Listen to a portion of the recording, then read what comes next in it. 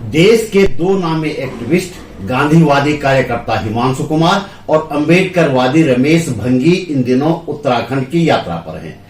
दोनों जाति मुक्त भारत और नफरत के खिलाफ मोहब्बत भारत यात्रा पर निकले हुए हैं। उनके साथ राहुल भी हैं। 2 जून को ये सभी लोग देहरादून में थे। यहाँ जन संघर्षों से जुड़े लोगों ने एक सभा की। सभा में उत्तराखंड में सांप्रदायिक तनाव फैलाने के प्रयासों पर चिंता जताई गई और इस तरह की ताकतों का डटकर मुकाबला करने का संकल्प भी लिया गया। आगे बढ़ने से पहले आपसे इस वीडियो को अंत तक देखने का अनुरोध करूंगा। मेरा YouTube चैनल सब्सक्राइब करने के साथ ही Facebook पेज भी अवश्य फॉलो करें। आपका एक एक लाइक और कमेंट मेरे लिए महत्वपूर्ण है।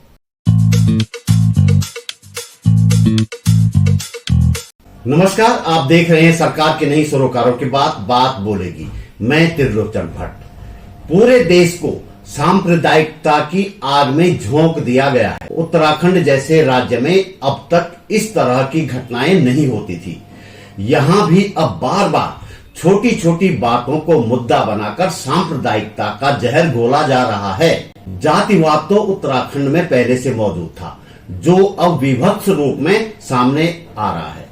ऐसे माहौल के बीच जाति मुक्त भारत नफरत के खिलाफ भारत यात्रा के यात्रियों की मौजूदगी में कई सवाल उठे। कार्यक्रम की शुरुआत जयदीप सकलानी के जनगीत से हुई। बैठकों में बल टंगे हैं बल हमारे गांव में, अब प्रधानों के मजे हैं बल हमारे गांव में, अब प्रधानों के मजे हैं बल हमारे गांव में।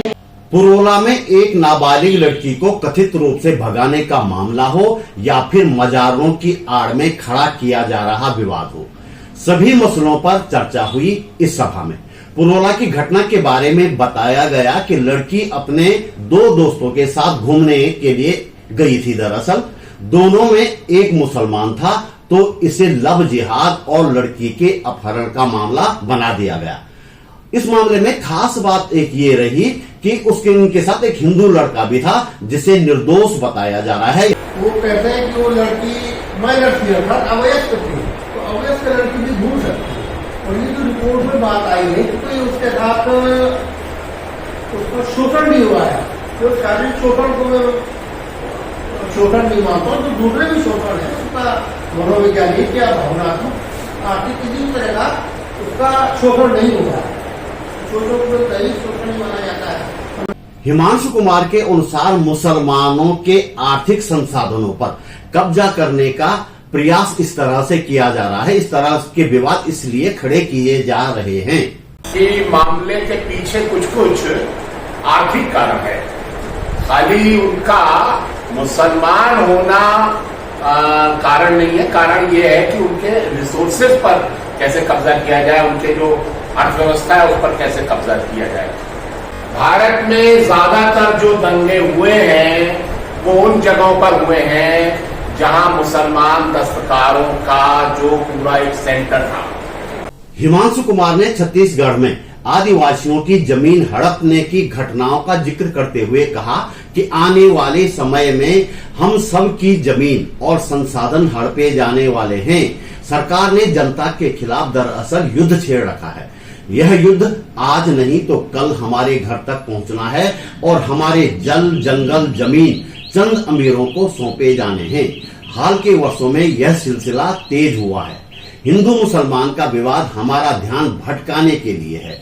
लक्ष्य हमारे संसाधनों पर कब्जा करना है।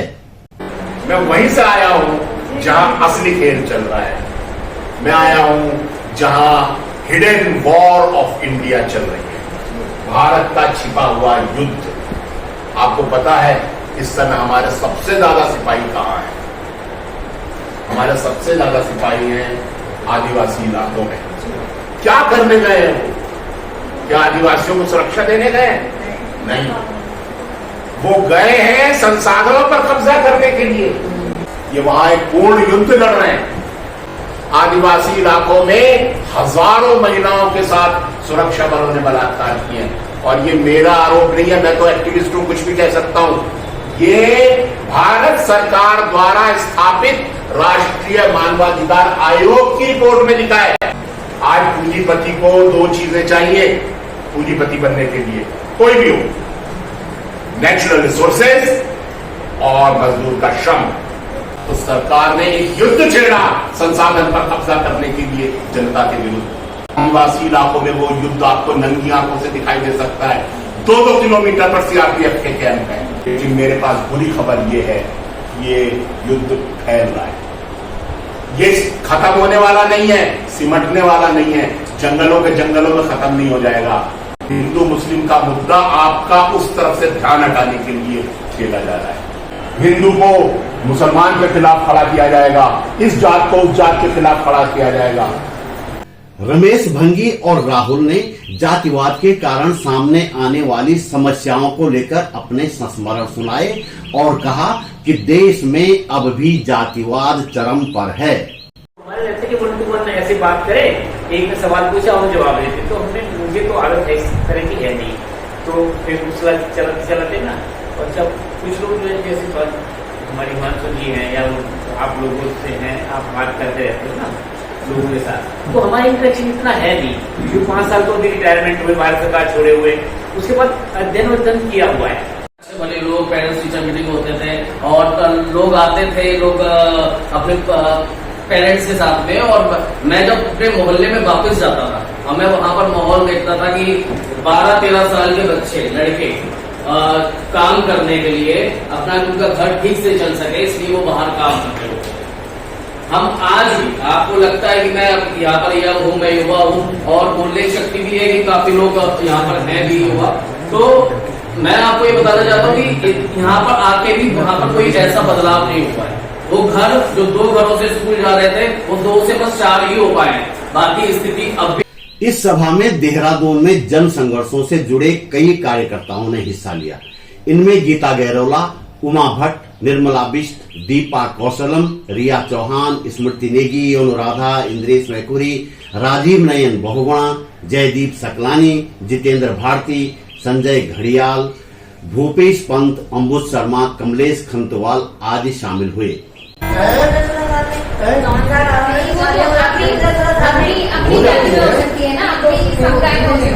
घूमने गई थी केवल, लड़कियां घूमने जाती, घूमने चले गए वहां से कोई 50। तो ये जो समाज हमने बनाया है, जिसमें किसी का जन्म लेना ही अपराध है, कि तूने जन्म क्यों ले लिया, तुझे अपमानित होना पड़ेगा। जाति एक ऐसी चीज है जिसमें हम कुछ लोगों को लगातार सजा दे रहे हैं। तो दोस्तों, इस वीडियो में इतना ही। आपने वीडियो अंत तक देखा, इसके लिए आपका आभार। अपनी टिप्पणी अवश्य दर्ज करें। जल्दी ही मिलते हैं एक और वीडियो के साथ। नमस्कार।